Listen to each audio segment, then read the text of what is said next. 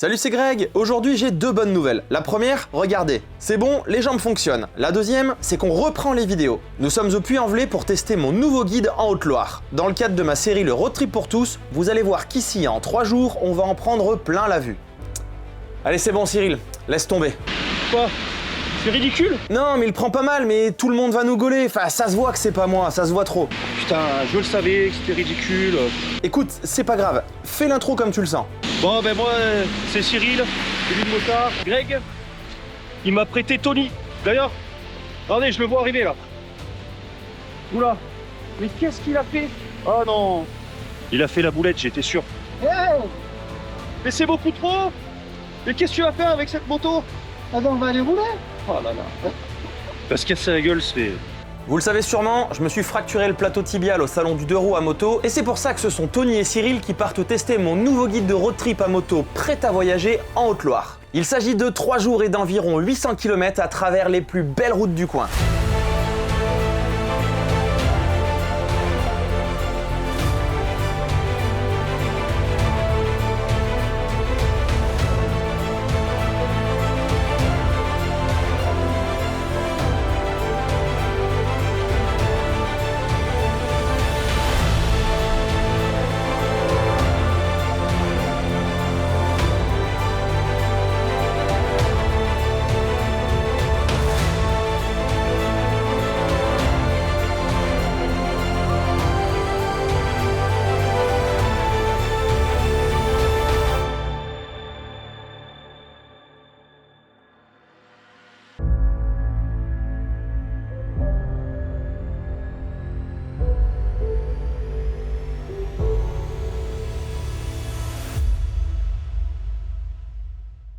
Quand vous verrez cette vidéo, c'est que le guide est enfin sorti en version finale, le lien est sous la vidéo et vous le retrouvez comme d'hab sur mon site. Dedans, vous avez une page par demi-journée de road trip, toute l'organisation est faite, tout est détaillé, vous avez tous les conseils, toutes les options, différentes options pour les hébergements, les repas, et bien évidemment, vous avez avec un fichier GPX par jour pour pouvoir suivre l'itinéraire. Bon allez, on va voir si c'est si bien que ça. Pour démarrer un road trip en Haute-Loire, quoi de mieux que de partir de sa préfecture? C'est pour ça que mon guide commence ici, au Puy-en-Velay, qui est aussi le départ d'un des 4 chemins de Saint-Jacques-de-Compostelle. Comme vous pouvez le voir, en Haute-Loire aussi le mois de mai a été catastrophique côté soleil. Dès la sortie de la ville, on voit les vallons au loin et quand vous les aurez en toile de fond en réel, baignés par le soleil, vous ne serez pas déçus. On va commencer par aller voir le nord du département en passant à côté de quelques belles forteresses, comme ici, celle de Polignac.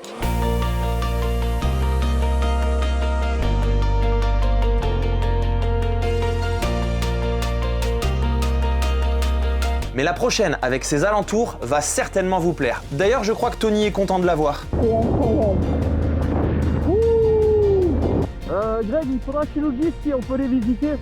Je pense que la première, oui, celle-là, je ne sais pas. Mais bien sûr qu'on peut la visiter. J'ai quelques informations. Alors en basse saison, il faudra vérifier sur le site officiel parce que les horaires sont assez bizarres et changeants et sont pas très nombreux. En pleine saison en revanche, il y a plus de créneaux et il y a des spectacles. Mais vous savez quoi? Vu les routes qui vous attendent, on va plutôt aller voir à quoi ressemble la Haute-Loire.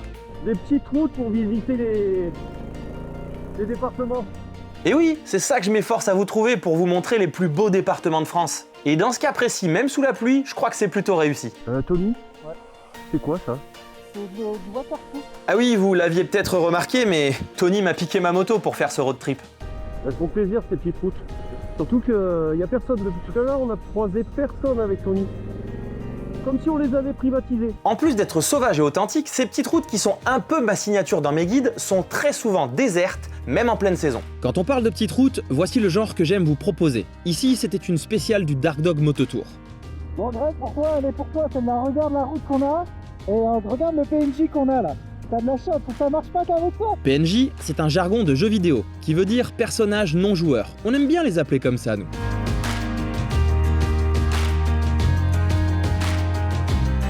Ici, Tony vous explique que souvent, je dis qu'en suivant un petit cours d'eau, on trouve de belles routes. Je vous laisse en juger par vous-même. Mais celle-là, je vous l'ai mise rien que pour vous dans mon guide à télécharger pour faire la Haute-Loire à moto.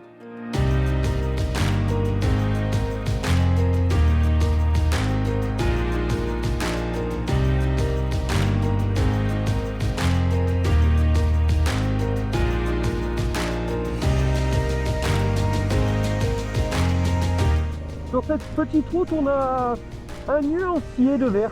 Voilà, si vous voulez choisir une couleur pour votre cuisine ou je ne sais pas, votre salle de bain, vous les avez toutes ici, il n'y a pas de problème. Faites-vous plaisir.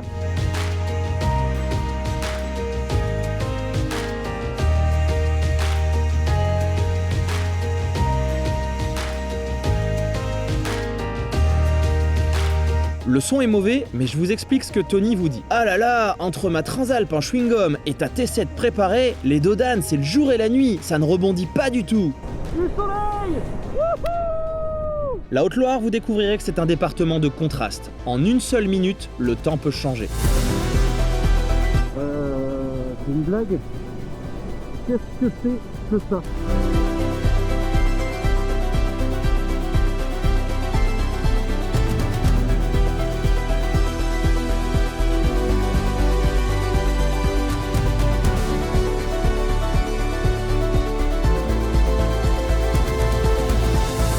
Pendant le test de mon guide du demi-tour de France, nous avions emprunté cette route qui est tout simplement magnifique. Impossible de ne pas vous la remettre dans ce road trip en Haute-Loire, avec ensuite une bonne demi-heure de décor typique de la région.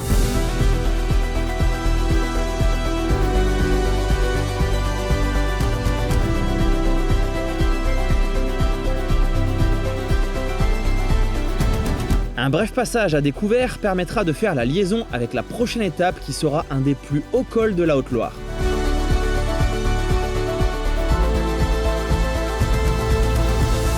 Dans mon guide S'il fait beau, je vous propose soit de pique-niquer ici au col, soit s'il fait pas si beau que ça, de descendre un peu plus bas, j'ai quelques bonnes adresses à vous faire découvrir. Et bien évidemment, vous continuerez sur des petites routes toujours authentiques et plaisantes à arpenter, et même sous la pluie.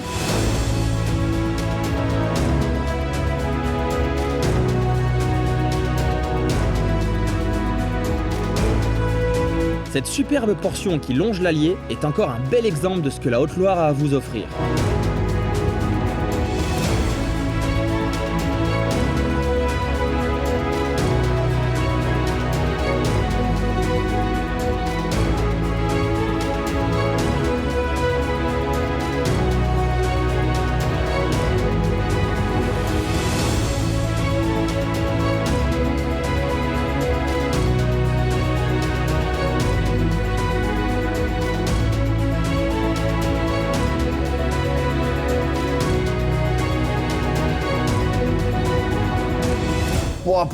Plus je vois ces plans et plus je prie pour que mon genou se répare vite pour qu'on puisse partir découvrir ça avec mes propres yeux.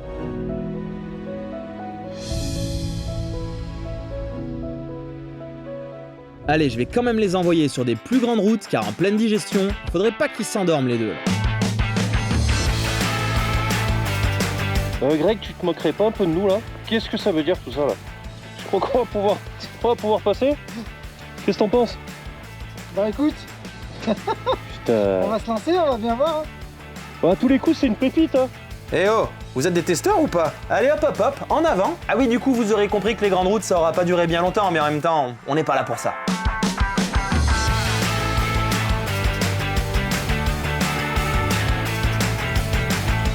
Bon alors, vous voyez que ça valait le coup. Et sur ce plan, à votre avis, il y a trop de bière dans le bonhomme ou bien trop de bière dans la valise de gauche? Ah, il fait du off-road, il avait pas le droit. Rassurez-vous, pas de off-road dans ce guide, là c'est juste une petite pause en bord de route.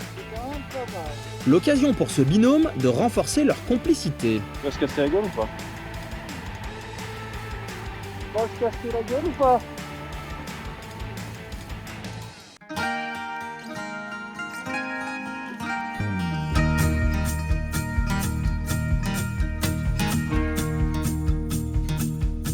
Ces paysages sont encore la preuve qu'ici, il n'y a pas que la Loire qu'il faudra suivre, l'Allier aussi a de quoi faire plaisir. Bon, on est allé faire le plein, on a un peu dévié de la trace pour aller faire le plein comme tu nous avais dit, Greg.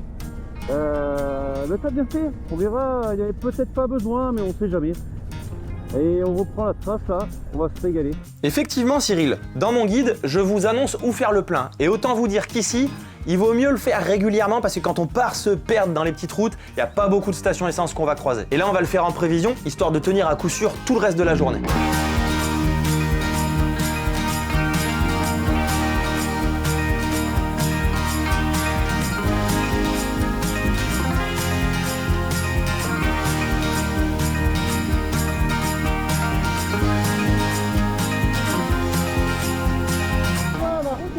plein de travaux et c'est la seule déviation.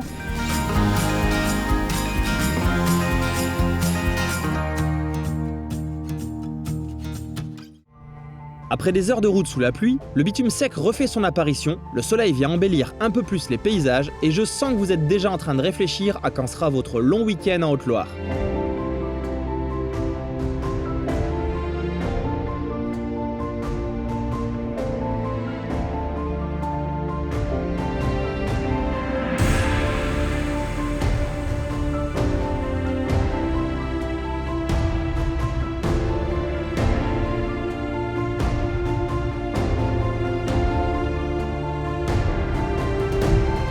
Le niveau de l'eau est bien témoin de toute la pluie qui est tombée dans la région, mais les blagues aussi pleuvent ici apparemment.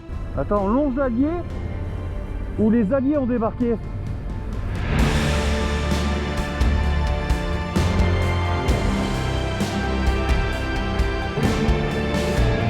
Bon, pour aller chercher de belles routes, il faut parfois faire quelques écarts à la règle. Un petit détour dans le Cantal et même quelques kilomètres dans la Lozère seront sur l'itinéraire avant de repiquer en Haute-Loire. Mais quand vous verrez les routes qui vous attendent, je pense que vous ne m'en voudrez pas. Bon, sauf que si la pluie se réinvite, c'est beaucoup moins drôle. On sort de ça, on passe de ça à ça. Ouais, tu sais quoi, toute la journée j'ai dit que c'était joli. Je me suis gavé. Toute la journée c'était joli. Ah ouais. Au final, la météo n'aura fait que jouer avec les copains pendant toute la journée. Alors, à l'approche de l'étape du soir, je crois que le conseil de décision de l'hébergement n'aura pas duré bien longtemps. On va à l'hôtel? On va à l'hôtel. Allez, là, c'est Allez, bon. soyons fous. Allez. Et à l'heure du débriefing, je crois que Tony et Cyril ont complètement validé la première journée.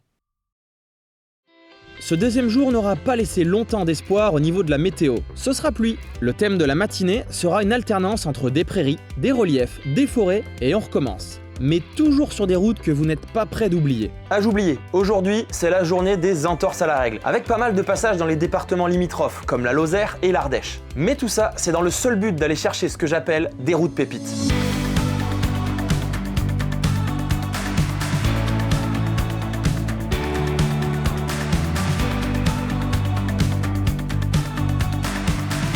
Depuis la première fois que je suis passé sur cette route du col du Cheval Mort, je savais que j'y reviendrais et que je le mettrais dans un guide. C'est maintenant chose faite. Bon, aujourd'hui la météo ne le met pas bien en valeur.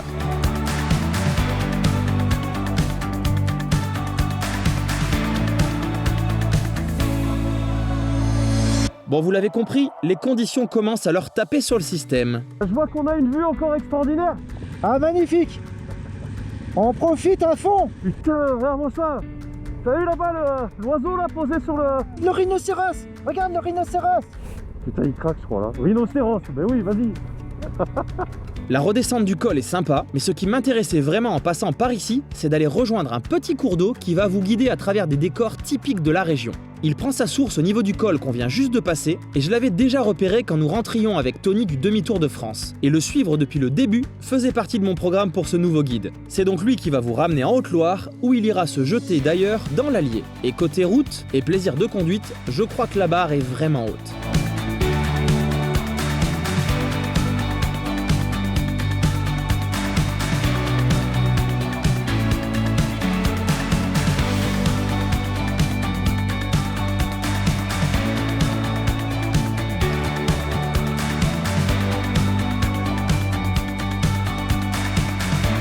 Ensuite, vous allez suivre l'Allier pour quelques kilomètres, avec toujours ces décors et ces routes qui font qu'on ne se lassera jamais de rouler ici.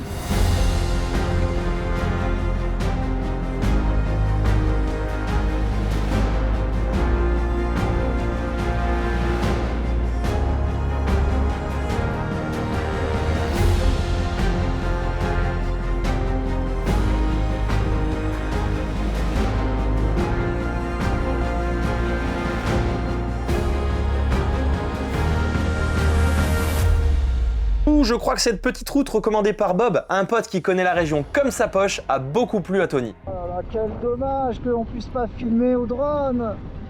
Oh là là là là là là là là là là. C'est beau. Ouh, c'est beau, c'est beau. Après un dernier tour sur les hauteurs de la Haute-Loire, à presque 1300 mètres d'altitude quand même, il sera l'heure de l'étape de midi, au superbe lac du Boucher. Si vous avez la chance de le voir au soleil, il y a comme des airs de Canada ici. Moi, tu m'expliques ce que tu viens de faire? Ben j'ai réservé hein. Écoute, regarde. J'ai fait simple. J'ai pris sur son guide, j'ai pris le numéro du relais motard, j'ai appelé. Et puis, ouais, attends, il détaille hein, ses guides. Hein. Pas pour rigoler, lui. Hein. Tout est réservé, c'est impeccable, on a une chambre pour ce soir. Eh ben c'est cool. On va dormir au sec.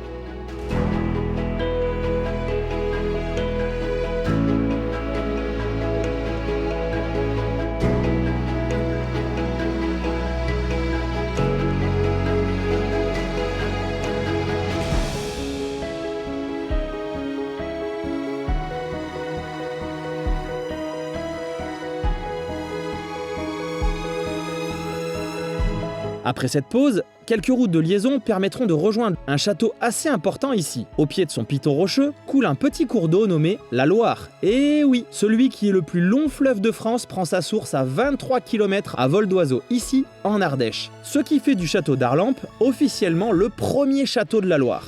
Pour la suite de mon itinéraire dans ce guide prêt à voyager en Haute-Loire, vous allez en fait jouer avec la frontière avec l'Ardèche dans le seul but de vous faire découvrir des routes incontournables, des paysages superbes et des lieux assez particuliers, vous allez voir. Tenez, regardez, ça c'est la Loire. Ah, vous voyez que je dis pas de bêtises, et quand on la voit juste ici, il est difficile d'imaginer ce que ça va donner dans 1000 km. Eh oui, la Loire c'est le fleuve le plus long de France. En passant par ici, le lac d'Issarlès était un immanquable. Malheureusement, la météo est encore mauvaise, et je crois que ça a énervé Cyril qui a dû jouer de ses contacts. Je vais appeler Evelyne. Ah, là j'en ai marre. Là justement j'en ai marre. Un répondeur. Ouais Evelyne, c'est Cyril. Comment te dire, la pluie au soir, hein. Se débrouille, hein. Nous on enlève. Là on en a marre. Hein. On peut même pas faire dedans, on peut rien faire. Donc tu te débrouilles, fais quelque chose. Hein. Ah bah, elle s'excuse. Ah. C'est bon, tu peux envoyer ton drone. Le lac d'Issarlès est un lac naturel de cratère de 97 hectares, situé à 1000 mètres d'altitude, et il est profond de 138 mètres. La prochaine étape sera encore un lieu assez dingue, et pour cela, il faut retourner en Haute-Loire et toujours par de belles routes.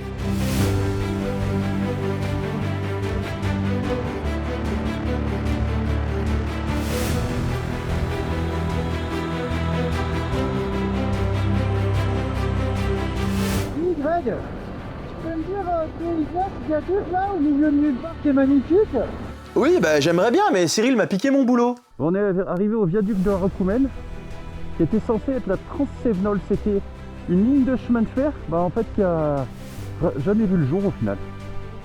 Et regardez-moi ce qu'ils ont laissé par contre. Ici, il y a parfois il y a du soleil élastique. D'ailleurs, pendant le soleil élastique, faut surtout pas passer. On va pas faire tout rouillage quand même.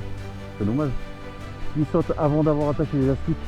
Bon, eh bien il ne me reste plus qu'à parler chiffres. Il a été terminé en 1925 et surplombe la rivière à 65 mètres de haut. Si vous suivez mon guide de road trip moto en Ardèche, vous verrez une autre folie qui était prévue sur cette ligne, le tunnel du Roux. Je vous garantis que vous devez l'emprunter au moins une fois dans votre vie. Il y a quelques temps, il n'y avait pas les barrières. Je vous jure que les sensations quand on était sur le pont, c'était pas les mêmes. Allez, cap de nouveau sur l'Ardèche, il y a encore quelques trucs à 2 tours de roue que vous devez voir. Pour ça, il faudra prendre une petite route perdue, et puis une petite route très froide, sachant qu'on est début mai quand même. Mais si vous tenez bon, vous arriverez tout d'abord sur cette route que Cyril a répertoriée pour vous. Route pépite numéro 672.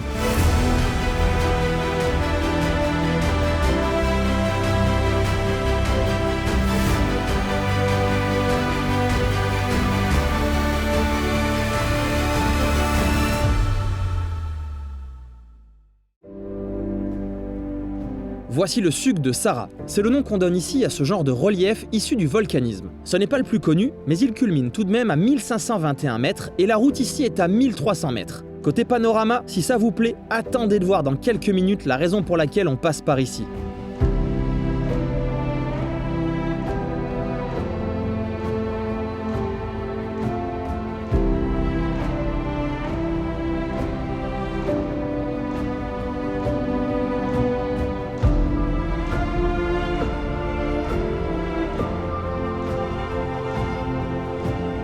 Je crois que c'est typiquement ces paysages-là qu'on était venu voir avec Tony. On ne peut pas s'en lasser. Je suis bien d'accord avec toi, Cyril. Voici le cirque de Boutière. Il fait ici la frontière entre la Haute-Loire et l'Ardèche. Situé au pied du mont Mézinc, le point culminant des deux départements, ce panorama est un vrai joyau que vous devez absolument voir pendant votre road trip.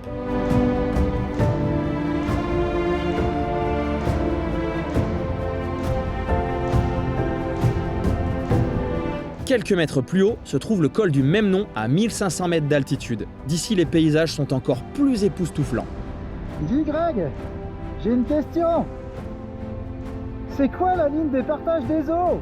Eh bien, c'est très simple. Cette ligne imaginaire géographique divise hydrographiquement les deux versants. Pour faire simple, être physiquement sur cette ligne veut dire avoir sous un pied des sources qui partent vers la Méditerranée et sous l'autre pied des sources qui partent vers l'Atlantique. Mais vous deux qui êtes sur le terrain, vous ne pourriez pas nous montrer ça ?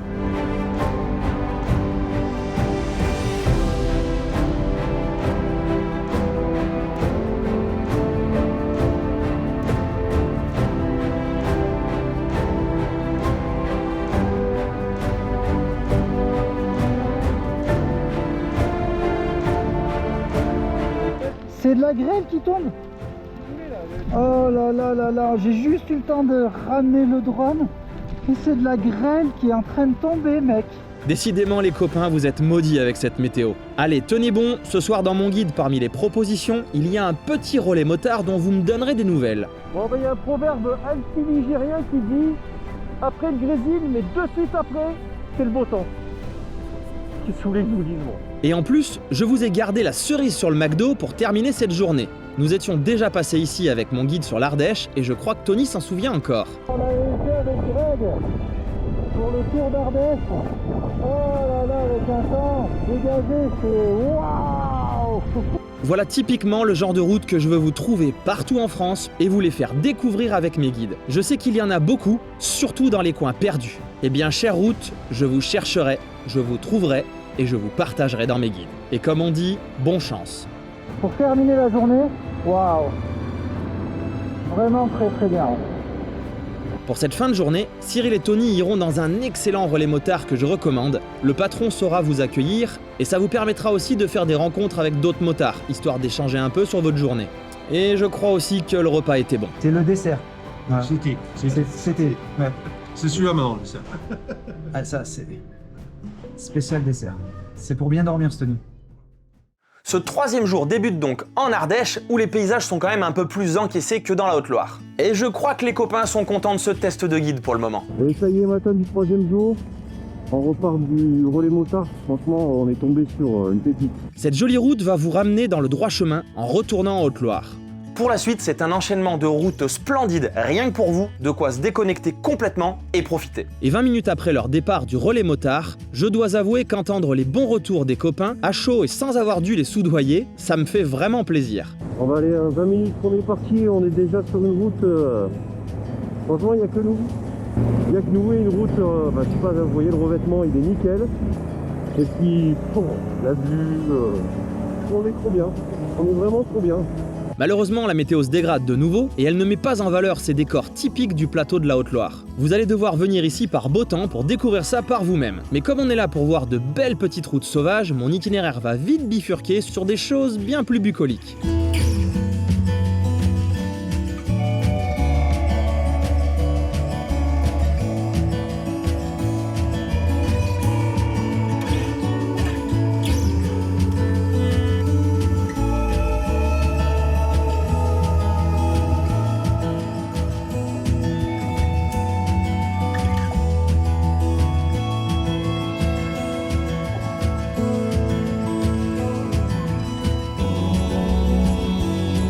Lequel? Non, celui-là. Non, celui-là. Ah ouais. Ouais, non.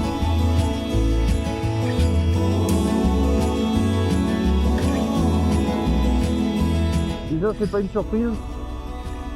Le lac de 2BC, je l'avais même pas vu dans le guide. C'est Tony qui m'a dit, oh, on fera un petit plan de drone au lac. J'ai dit, le lac? Quel lac? Ah ben voilà, j'ai compris.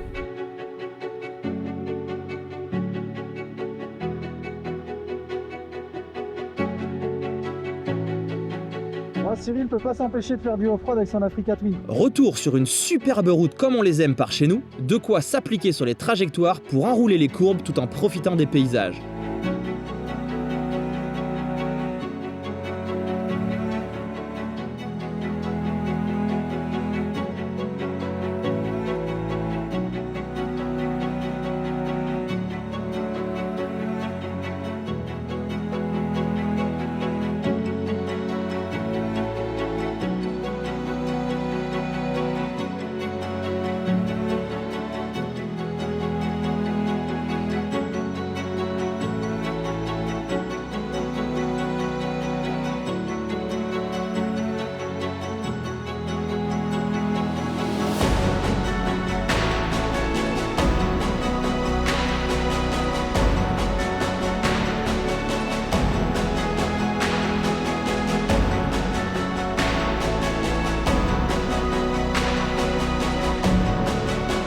Sauvage, variée, vaste, authentique, rustique et belle, voilà pourquoi toute cette région de France fait partie de mes préférées pour rouler à moto.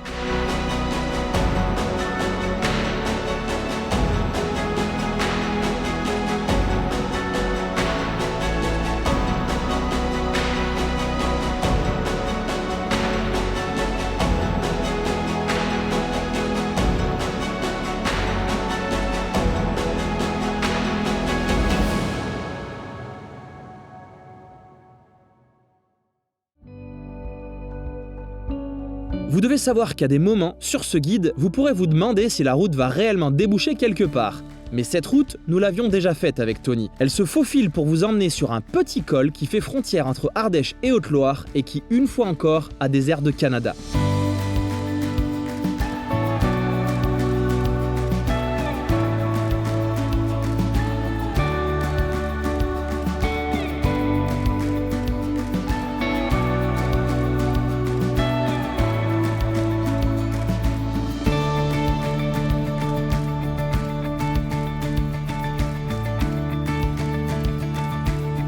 Vous l'aurez compris, la descente est un vrai bonheur à enchaîner, et je crois que ça va leur ouvrir l'appétit.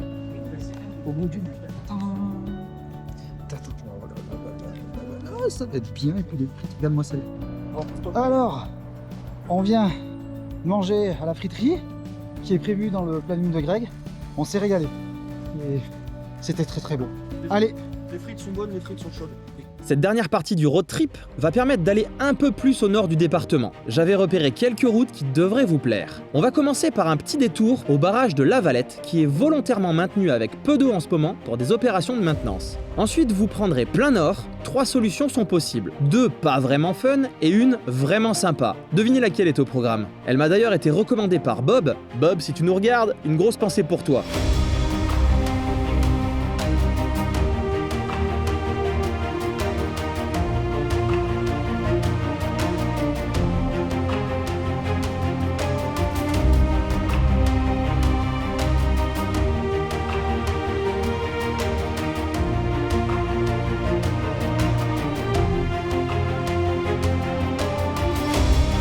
Ici, vous retrouverez un peu la civilisation, avec un côté un peu plus rural, ce qui paraît normal vu la configuration du terrain, et il est bien plus ouvert et plus vaste que tout à l'heure. Mais les petites routes continueront de faire voir des choses assez impressionnantes, comme ce pont qui enjambe la Loire, construit initialement en 1863 et inscrit aux monuments historiques en 1990. Il est en totale opposition avec le pont moderne de la Nationale 88 qu'on voit juste en arrière-plan.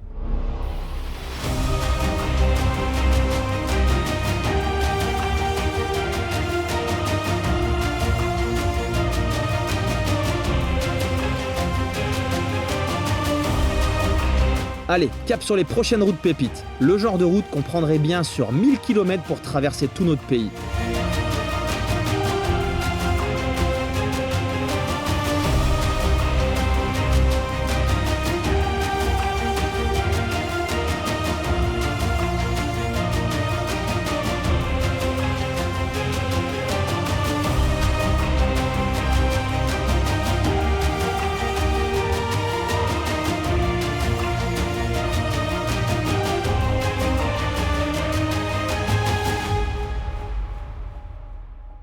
La vue qu'on a là, c'est pépite là. Oh, oh c'est beau.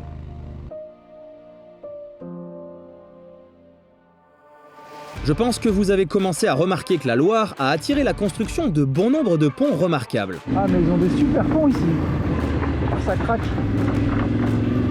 Excellent. Jusqu'au bout, Greg, tu nous auras mis des routes un peu pépites comme ça encore. Hein. Ce guide de road trip en Haute-Loire touche à sa fin, il reste environ une vingtaine de kilomètres avant d'arriver, mais je voulais vous laisser sur une bonne note et je crois que cette route sera parfaite pour ça.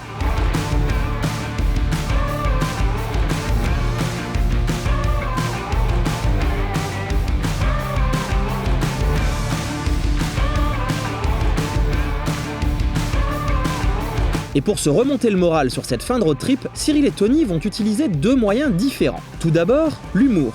Bon ben Greg, je crois qu'il n'y a plus besoin de chercher. Hein. On a retrouvé la 7ème compagnie. Elle est ici juste en haut, toi. Regardez. Et puis cette superbe portion longeant la Loire, à quelques kilomètres de l'arrivée, va inspirer la roue arrière de ma World Raid. J'ai un problème. Je crois que j'ai un problème. Il se passe un truc là. Ouais, j'ai crevé. Putain, j'ai crevé. Oh, fais chier. Faut que j'arrive à mettre la béquille du coup. Comment on met la béquille quand on a crevé en fait? C'est impossible. J'ai crevé, j'arrive pas à mettre la béquille pour descendre. Ouais, en fait, ça faut que j'arrive. Ah, tu me tiens, je descends? Allez. Hop. Et puis là, on va essayer de faire ça. Allez, c'est pas des conneries. Regarde ce que j'ai chopé. Putain, 5 minutes de la fin. Je suis fou. Bon, bah c'est parti pour changement de pneus. On était à 5 km de l'arrivée. Bon, ce que Tony ne sait pas encore, c'est qu'il a beau avoir tous les outils pour réparer, mais il ne trouvera jamais la douille de 27 de mon super kit Eastbound, car elle était tout simplement ici pour notre vidéo sur les outils, et évidemment on a oublié de la remettre sous la selle. On va aller chercher une bombe anti-crevaison, Cyril va aller chercher ça. On va voir si on peut pas faire ça rapidement, parce qu'on a encore de la route pour rentrer. Voilà le coupable. Une vis à placo. Voilà, on vérifie la pression. Voilà, c'est mort. Il a perdu 1 kilo déjà. La technique bombe de réparation ne pourra pas fonctionner, car sur une vis dans une chambre à air, la plupart du temps, en roulant, elle cisaille complètement la chambre sur quelques centimètres. Mais heureusement, un sauveur viendra spontanément à leur secours. Alors nous avons ce charmant monsieur qui s'est arrêté pour nous. Il habite à 1 km, qui a des outils. Et oui, le genre de rencontre improbable qu'on peut faire en voyage. Christian, on ne se connaît pas, mais merci encore d'avoir aidé les copains. C'est donc la fin de ce test d'un de mes nouveaux guides de road trip à moto, fait par les copains. Une première pour moi, mais vu la situation, ça m'est un peu imposé. Nous venons de faire les corrections nécessaires et le guide passe donc en version définitive avec finalement très peu de modifs, juste 2 ou 3 problèmes mineurs de traçage à cause de mon logiciel qui voulait absolument me faire passer par un endroit improbable alors qu'il fallait passer juste au-dessus. Alors si vous aussi vous voulez faire le même, et je vous recommande de le faire avec le soleil, ce sera bien mieux, et bien comme d'habitude, vous retrouvez le guide sur mon site lesapprentisvoyageurs.fr. Et puis je vous mets le lien sous la vidéo, comme ça c'est plus simple. Le prochain test sera mon guide entre Verdon et Ventoux, c'est Stan qui va s'y coller dans quelques jours. Et pour finir, je vous laisse avec Cyril pour le mot de la fin. Ça y est, il reste 12 km sur le dernier jour. Ben voilà, je vais te dire ce que j'en ai pensé. Et ben c'est simple, ces 3 jours, ça a été 3 jours de merveille. Franchement, on a fait des belles routes, de belles rencontres. On a fait des beaux cols, on a vu des belles choses, des forteresses, on a vu des cols magnifiques. Je connaissais pas bien ce concept de partir comme ça 3 jours à suivre un GPS. Et en fait pour moi c'est comme si on suivait un collègue qui était de la région et qui voudrait nous montrer ses plus beaux coins. Et donc en fait on se laisse aller et puis on se fait émerveiller. Regardez, j'arrive ici, on s'est régalé à s'arrêter dans des bons coins, avoir des vues merveilleuses. Vraiment ce petit concept de 3 jours en suivant le GPS, oui, pour découvrir des régions comme ça en plus. C'est pas les régions les plus touristiques comme la Haute-Loire, mais mon Dieu qu'est-ce que c'est beau. Et en fait c'est des endroits, ben voilà, on prend ton site, on commence à regarder la Haute-Loire, ben allez, pourquoi pas. Et puis en fait on se laisse guider et voilà, on part avec un petit pincement au cœur parce que oui, la Haute-Loire elle est jolie, par moments ça peut rappeler le Cantal, par moments ça peut rappeler l'Ardèche, bien sûr c'était à côté. Et en fait c'est là qu'on voit qu'on n'a pas besoin d'aller à l'autre bout du monde. Il y a plein d'endroits autour de chez nous qui sont vraiment magnifiques et en plus on va pas se mentir, au niveau du budget, partir à côté de la maison ça coûtera toujours moins cher qu'au bout du monde.